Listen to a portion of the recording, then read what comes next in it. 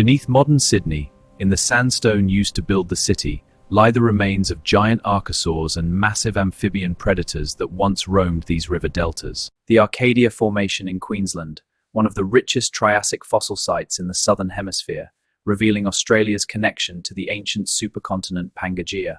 In Queensland, scientists discovered something extraordinary.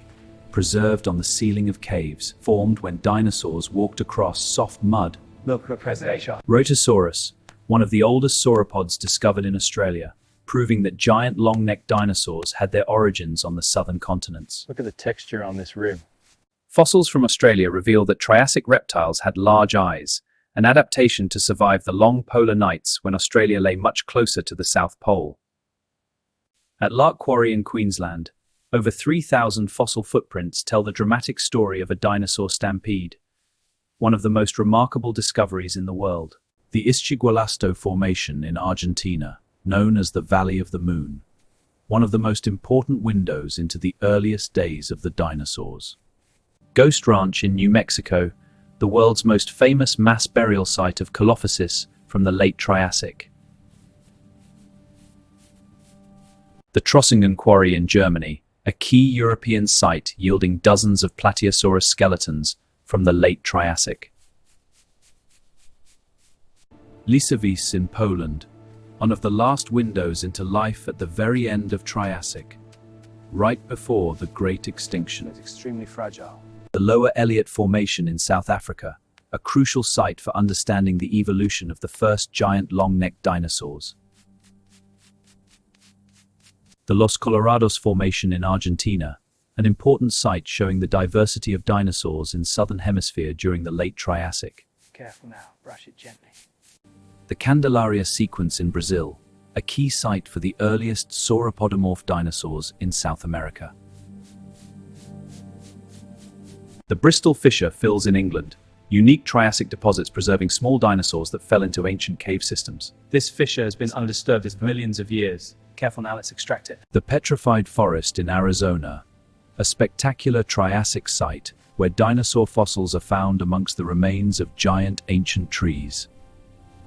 The Fleming Fjord Formation in Greenland, evidence that dinosaurs lived at high latitudes during the late Triassic. 252 million years ago, a giant meteorite struck Earth, triggering the greatest catastrophe in history, the Great Dying. A scar is torn into the newborn Triassic world.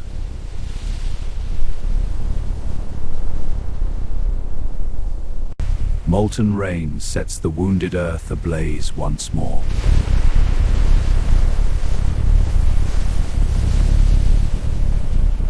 Sunlight vanishes, the Triassic begins in darkness.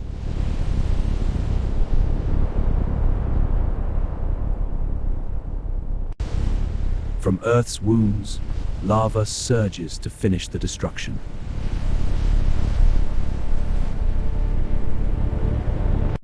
Ghost forests of the past burn in rivers of fire.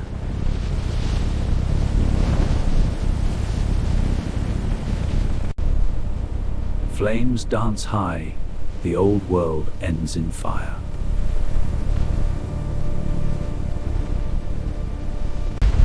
Fountains of molten rock erupt, painting the sky with destruction.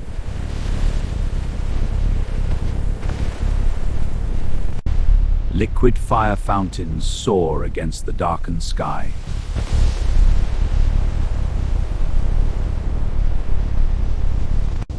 Hellish geysers light the Triassic night.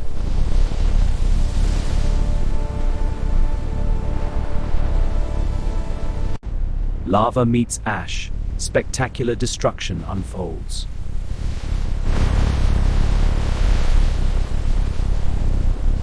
The Triassic world lies in utter desolation.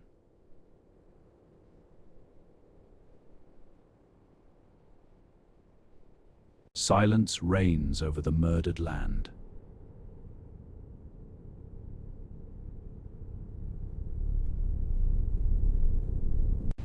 Poison air lingers over the dead Triassic plain.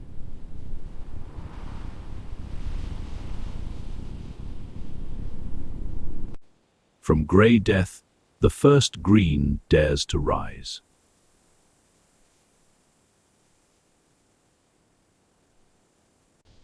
The green tide creeps forward, slow and unstoppable.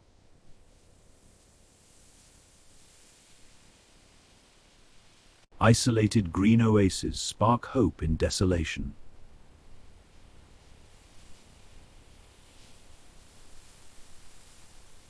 $310 million years ago, giant rochoids ruled the undergrowth. Far larger than their modern descendants, some grew up to 9 meters long. In the early Triassic, female ancient rochoids possessed a long, sword-like ovipositor, making them appear visibly longer and larger than the males. Females look noticeably longer and larger than males due to this impressive egg-laying structure.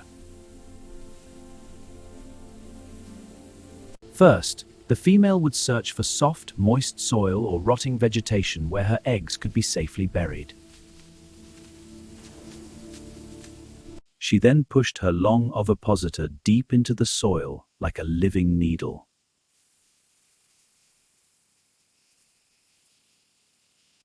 The eggs passed out of the body through an opening at the base of ovipositor and slid down its length into the ground.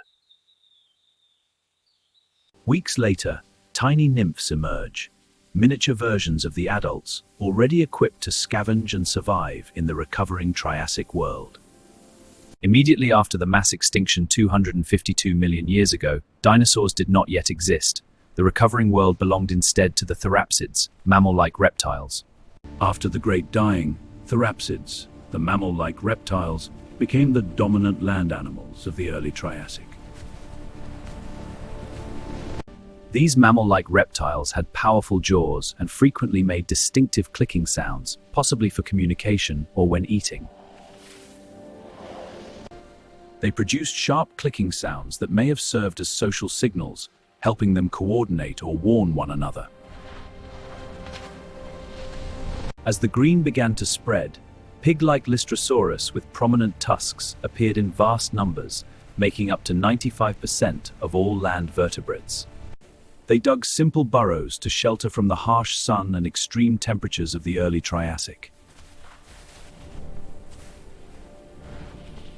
These tough survivors played a vital role in the recovery of life on land after the greatest mass extinction in history. Around 245 to 240 million years ago, a new dominant group appeared, the archosaurs, known as the ruling reptiles. The archosaurs quickly divided into two major branches, the Cretaceans, related to crocodiles, and the Evometasalians, on the evolutionary line to dinosaurs and birds. With surprising agility for its size, Dustuscus hunted smaller animals across the Triassic floodplains. As a dominant predator, Postosuchus patrolled large territories, warning rivals with powerful vocalizations. Fierce competition existed even among these top predators as they fought for territory and food.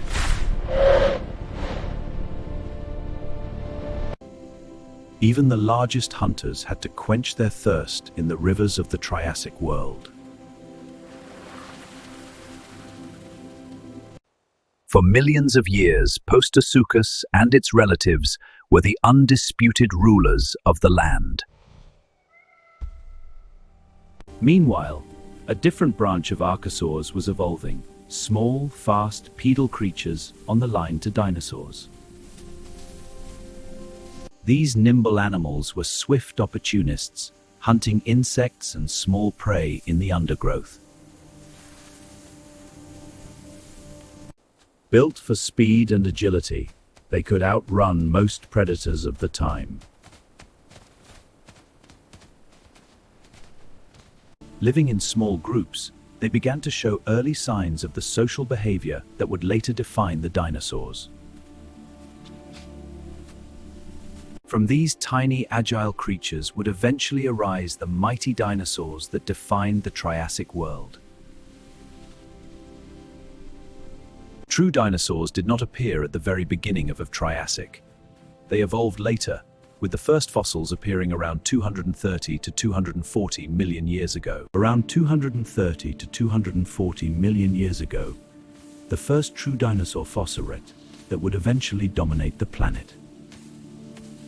Among the very first true dinosaurs were lithe Eoraptor and powerful Herrerasaurus, small to medium-sized predators that walked on two legs. One of the very first true dinosaurs was Eoraptor, a small, graceful creature about 1.2 meters long. Built for speed and agility, Eoraptor moved with elegant bipedal strides through the early Triassic world. Herrerasaurus, a larger and more powerful early dinosaur, was already an apex predator of its time. Together, Eoraptor and Herrerasaurus mark the true beginning of the age of dinosaurs. Light and agile, Eoraptor was a fast bipedal runner, capable of quick bursts of speed to escape danger or catch prey.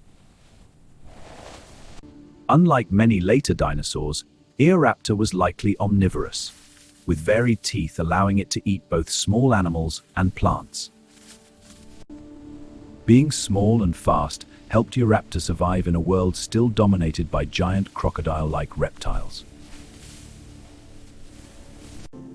Even these early dinosaurs needed periods of rest in the humid floodplains of ancient South America. Herrerasaurus was one of the earliest large predatory dinosaurs, measuring up to 6 meters and already a formidable hunter.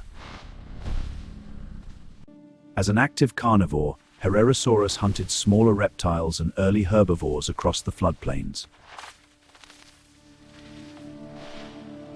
Even as a top predator, Herrerasaurus had to remain cautious of the giant Cretaceans that dominated the rivers and shores. Bipedal and agile despite its size, Herrerasaurus patrolled large territories in search of prey. Successful hunts allowed these early predators precious time to rest and recover in the warm Triassic climate. Herrerasaurus shows how quickly dinosaurs were evolving into efficient hunters in the late Triassic of South America. Tyrannosaurus was a tiny early relative of the giant sauropods, no bigger than a modern dog. As one of the earliest plant eaters, Tyrannosaurus fed on low-lying greenery in the recovering ecosystem. Its diminutive size allowed Tyrannosaurus to hide from the larger meat-eaters that roamed the same floodplains. Lightly built and partly bipedal, Tyrannosaurus moved nimbly through the low vegetation of Triassic. These small herbivores may have foraged in loose groups, offering each other a little extra safety. In the warm Triassic climate, even these tiny dinosaurs sought shade and rest during the hottest hours. Though tiny, Tyrannosaurus hints at the future success of plant-eating dinosaurs that would one day grow to enormous sizes. These small, swift pioneers in South America marked the true beginning of the age of dinosaurs. In the late Triassic period, around 220 million years ago, a new efficient predator appeared, Dilophosaurus, a slender dinosaur built for speed. Dilophosaurus was a lightly built predator with a long, flexible neck and slender limbs designed for agility. These dinosaurs often hunted in packs, using teamwork to bring down prey larger than themselves.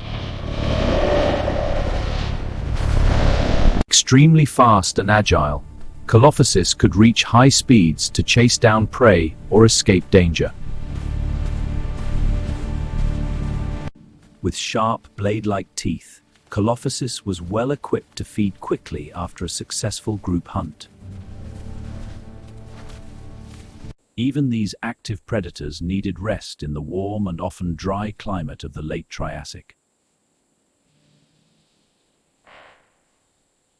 Colophysis became one of the most characteristic and successful predators of the late Triassic period. Plateosaurus was one of the first truly large dinosaurs, reaching lengths of 7 to 10 meters. It was capable of walking on both 2 and 4 legs, giving it great flexibility in feeding. As a herbivore, Plateosaurus fed on a variety of vegetation, including leaves from taller trees. These large dinosaurs often traveled in herds, providing safety in numbers.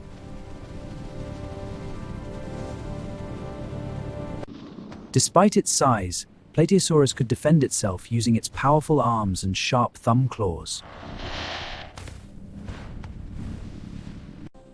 Even these giant early herbivores needed regular access to water in the seasonal Triassic climate.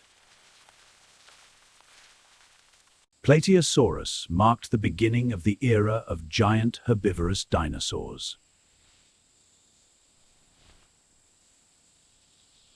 Thigodontosaurus was a small early sauropodomorph, an ancestor of the giant long-necked dinosaurs that would appear later. As a plant eater, it fed on a wide range of Triassic vegetation using its small leaf-shaped teeth. Although related to future giants, Thigodontosaurus was small and very agile on its hind legs. These small dinosaurs often fed in loose groups, taking advantage of abundant plant food. Its modest size allowed Thigodontosaurus to hide effectively from the larger carnivores of the time. Like all dinosaurs, Thigodontosaurus needed regular access to water in the Triassic environment. Thigodontosaurus was a key early member of the group that would one day give rise to the mighty sauropods. In the late Triassic of Europe, Plateosaurus was one of the best-known and most widespread sauropodomorph dinosaurs. Adult Plateosaurus could reach lengths of up to 10 meters and weigh as much as 4 tons, making it one of the largest animals of its time. In late Triassic Argentina, scientists discovered remarkable fossils of Mosaurus, including nests with eggs and young dinosaurs. The discovery of Mosaurus nests with eggs and juveniles provides clear evidence of parental care among early sauropodomorph dinosaurs. Newly hatched Mosaurus babies were tiny, only about the size of a small lizard, and required parental care in the nest. Young Mosaurus grew extremely rapidly in their first few years, reaching much larger sizes while still staying close to the nesting area. Adult Mosaurus was a medium-sized sauropodomorph that fed primarily on plants using its small leaf-shaped teeth. Mosaurus lived in what is now Patagonia, South America, during the final stages of the Triassic period. Rheosaurus was a heavily built sauropodomorph from late Triassic Argentina, one of the largest herbivores of its time. Unlike earlier sauropodomorphs, Rheosaurus had become so massive that it moved almost exclusively on all 4 legs. Despite its large body, Rheosaurus had a surprisingly small head compared to its massive torso and long neck. Rheosaurus possessed a long neck made up of at least 10 vertebrae, allowing it to reach vegetation that smaller dinosaurs could not access. Like other sauropodomorphs, Rheosaurus had a large curved claw on its thumb, possibly used for defense or pulling down branches. Its teeth were shaped like small leaves, ideal for processing the tough plant material that formed the bulk of its diet. As one of the heaviest dinosaurs of the late Triassic, Rheogosaurus shows how quickly some sauropodomorphs were evolving toward gigantic sizes. During the Triassic period, a remarkable group of reptiles took to the skies for a first time: the pterosaurs, the earliest flying vertebrates. The earliest pterosaurs were relatively small, with wingspans of less than 1 meter, and glided on membranes supported by an elongate fourth finger. Early pterosaurs darted through the air, snapping up insects and small flying creatures with their sharp, pointed teeth. Many early pterosaurs lived along the shores of Triassic seas, using their keen eyesight to hunt over both land and water.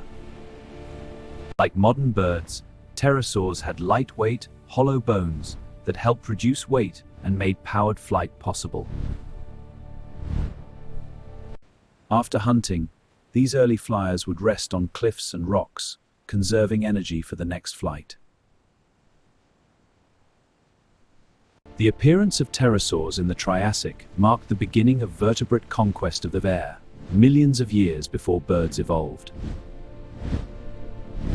A sleek ichthyosaur glides through the clear Triassic ocean waters, its streamlined dolphin-like body perfectly adapted for life at sea.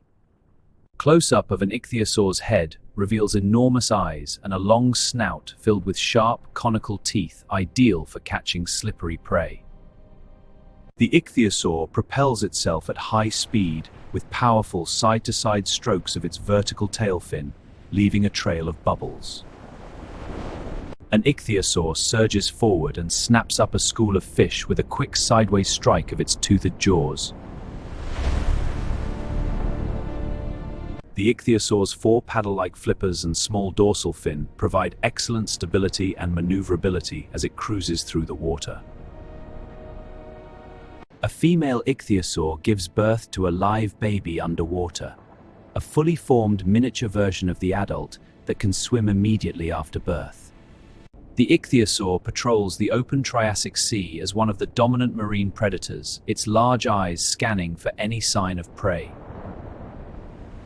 A large plesiosaur swims through the clear Triassic Ocean, its exceptionally long neck and long tapering tail trailing behind itself with 4 powerful flippers. The plesiosaur's small head sits atop a very long neck, while its body ends in a long, powerful tail that helps with steering and stability underwater. The plesiosaur extends its long neck forward in a sudden strike, catching fish with its sharp teeth while its long tail provides balance and counter-thrust. Using its 4 large flippers and long tail for steering, the plesiosaur moves with surprising grace through the ancient sea. The plesiosaur's bulky body contrasts with its extremely long neck and long tapering tail, creating a unique silhouette in Triassic waters.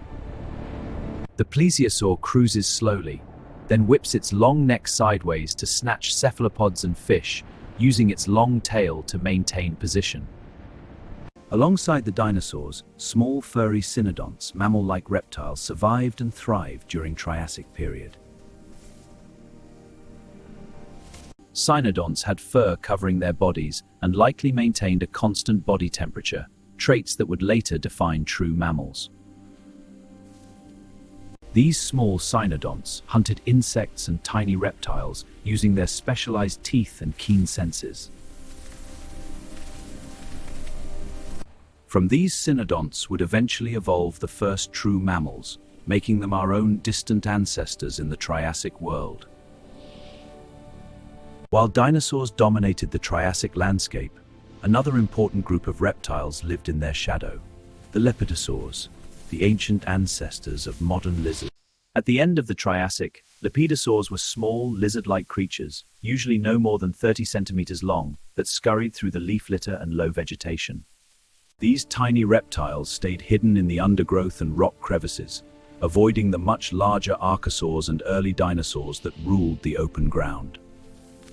Early lepidosaurs possessed overlapping scales covering their bodies, a key feature that would be inherited by all modern lizards and snakes.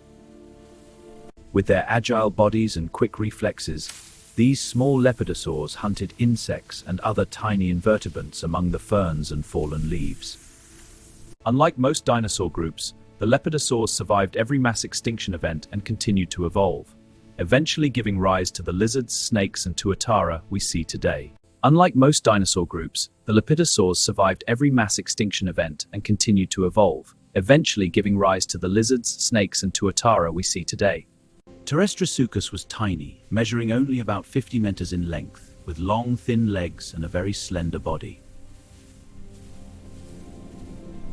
With its long legs and lightweight frame, Tyrannosaurus was a fast runner, chasing insects and small lizards across the dry Triassic ground. Tyrannosaurus darted after small prey, using its speed and sharp teeth to catch insects and tiny reptiles on land.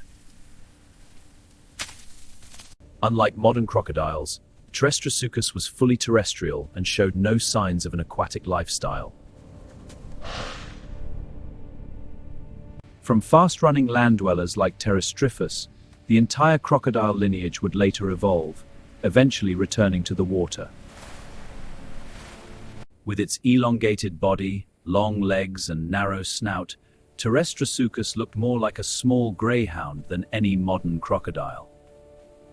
Towards the end of the Triassic, the first true turtles appeared, among them Progancheles, one of the oldest known shelled reptiles. Progancheles possessed a complete bony shell, very similar in structure to modern turtles, but could not retract its head inside it. Unlike modern turtles, Progancheles still had small teeth in its jaws instead of a horny beak. Progancheles fed mainly on plants, using its teeth to bite and process tough vegetation on the forest floor. The heavy-shelled Progancheles moved slowly but steadily across the late Triassic landscape, protected by its armor. Progancheles marks the beginning of the turtle lineage that has survived for over 200 million years, almost unchanged in basic design. In the late Triassic of what is now England, a small and graceful dinosaur called a Allosaurus appeared, an early member of the sauropodomorph lineage. Allosaurus measured approximately 2 meters in length and had a slender, lightweight build typical of early sauropomorphs. This small dinosaur was capable of walking on both 2 and 4 legs, giving it flexibility when feeding or moving through dense vegetation. Allosaurus fed on a mixed diet of plants and small animals, using its hands to grasp foliage and its teeth to process both leaves and occasional insects. Although small, Allosaurus represents an important early stage in the evolution of the giant long-necked sauropods that would dominate later periods. Allosaurus runs nimbly on its hind legs through the undergrowth, using its long tail for balance and quick changes of direction. From small, agile animals like Allosaurus would eventually arise the colossal sauropods, the largest land animals ever to walk of Earth. In the late Triassic of South Africa, Melanosaurus was one of the first truly heavy sauropodomorphs, weighing up to 1.3 tons. Melanosaurus had become so massive that it walked mostly on all 4 legs, a clear step toward the quadrupedal stance of later giant sauropods. With its robust limbs and thick bones, Melanosaurus shows how the lineage leading to giant sauropods was already increasing in size and weight by the end of Triassic. Melanosaurus fed on tough vegetation using its small leaf-shaped teeth, reaching higher branches thanks to its long neck. As one of the heaviest dinosaurs of the late Triassic, Melanosaurus represents an important transitional form between small bipedal sauropodomorphs and the true giants of the Jurassic. Melanosaurus lived in what is now South Africa, showing that large-bodied sauropodomorphs had already evolved in the southern parts of Pangaea. In Argentina, Coloratosaurus was a medium-sized sauropodomorph, with a noticeably shorter snout than many of its relatives. Coloratosaurus lived in the Los Colorados Formation of Argentina during the late Triassic and fed mainly on low to medium-height vegetation. The shorter snout of Coloratosaurus suggests it may have had a slightly different feeding strategy compared to other early sauropodomorphs. Coloratosaurus represents the diversity of sauropodomorph body plans that existed just before the Jurassic explosion of giant forms. Discovered in the colorful badlands of Los Colorados, this dinosaur helps scientists understand how the ancestors of Brachiosaurus and Diplodocus began their evolutionary journey. Ozraptor frantii, Australia's first known meat-eating dinosaur, a close relative of Colophysis and Liliensternus. As an early theropod, Ozraptor was a fast and effective hunter of small animals in the Triassic landscape. Ozraptor was closely related to Colophysis, proving that predatory dinosaurs had dispersed widely across Pangaea by the late Triassic. Ozraptor, the first great predator known from the Australian Triassic.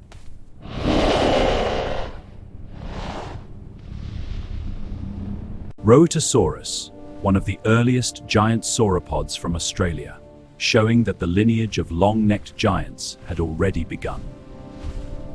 Rhoetosaurus was one of the first sauropods to walk mainly on 4 legs, a key step toward the giant dinosaurs of the Jurassic.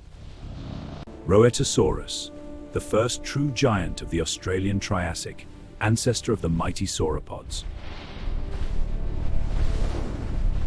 Coolosuchus, one of the last giant amphibian predators of the Triassic, surviving in Australia long after they had disappeared elsewhere. With its massive head and powerful jaws, Coolosuchus was a formidable ambush predator in the rivers of ancient Australia.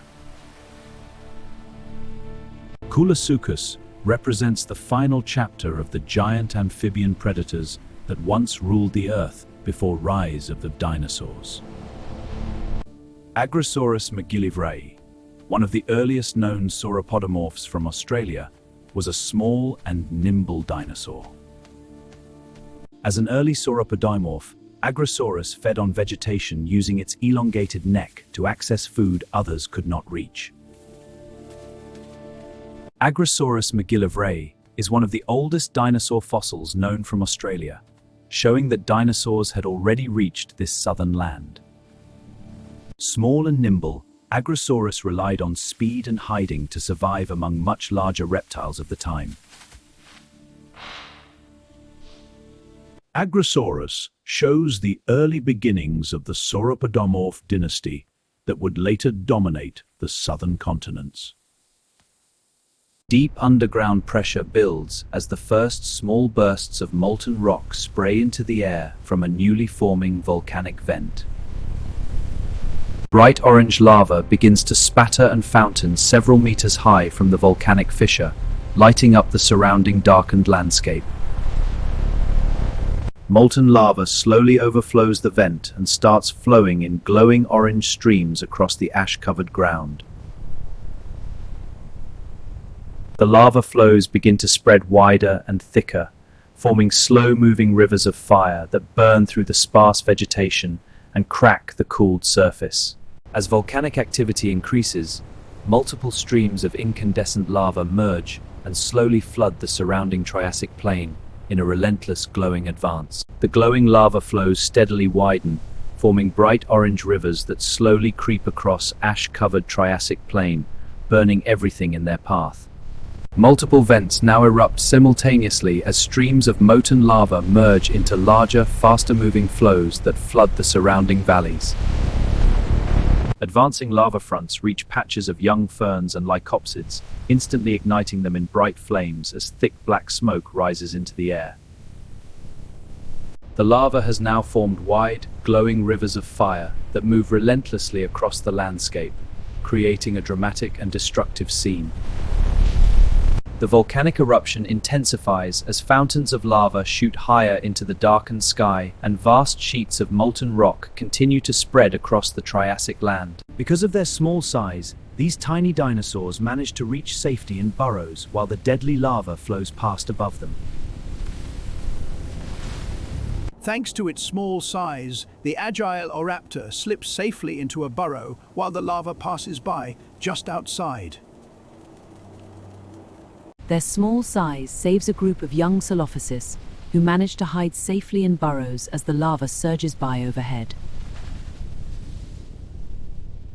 Because it is so small, Cretaceous reaches safety inside a burrow. But now ash starts falling as the volcanic crisis continues. Their small size allowed these early dinosaurs to hide successfully in burrows, escaping the lava, but now ash begins to fall and slowly bury the world around them.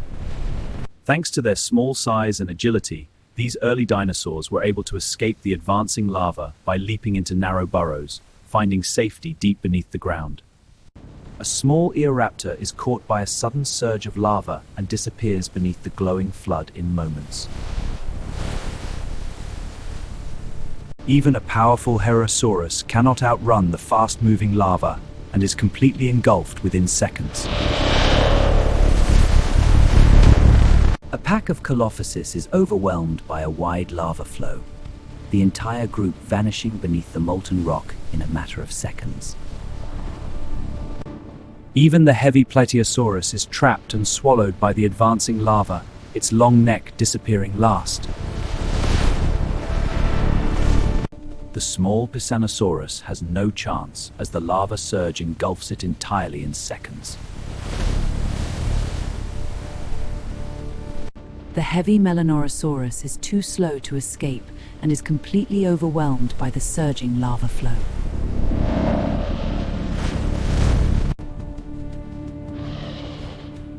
Two young Styracosaurus are caught together and disappear beneath the lava within moments. Coloradosaurus is trapped by the rapid advance of lava and is fully engulfed in seconds. Even the agile Unisaurus cannot escape the sudden lava surge and is buried instantly.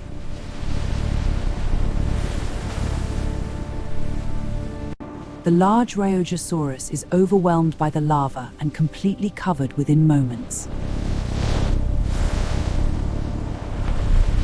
Licanosaurus, despite its sturdy build, is swiftly engulfed by the advancing lava flow. A small group of Chronology is caught and completely buried by a sudden wide lava surge. Camptosaurus, one of the early theropods, is overtaken and disappears beneath the molten rock almost instantly. In the final moments of the Triassic volcanic event, many dinosaurs are rapidly overwhelmed and buried by the advancing lava. A small Eoraptor succumbs to the choking volcanic ash, its breathing becoming labored before it collapses and disappears beneath the falling grey blanket. A group of Dilophosis is gradually suffocated and buried by the relentless falling volcanic ash. A small Eoraptor succumbs to the choking volcanic ash, its breathing becoming labored before it collapses and disappears beneath the falling grey blanket. A young Herosaurus is overcome by the choking ash and collapses, its body gradually buried by the falling volcanic fallout. A Coloradosaurus is sustained, rendering its food supply unbreathable. Small Tyrannosaurus, unable to escape the dense ashfall, are slowly buried alive beneath layers of volcanic dust. Even the heavy Melanorosaurus cannot survive the toxic ash that fills the air and coats its lungs, eventually collapsing under the grey shroud.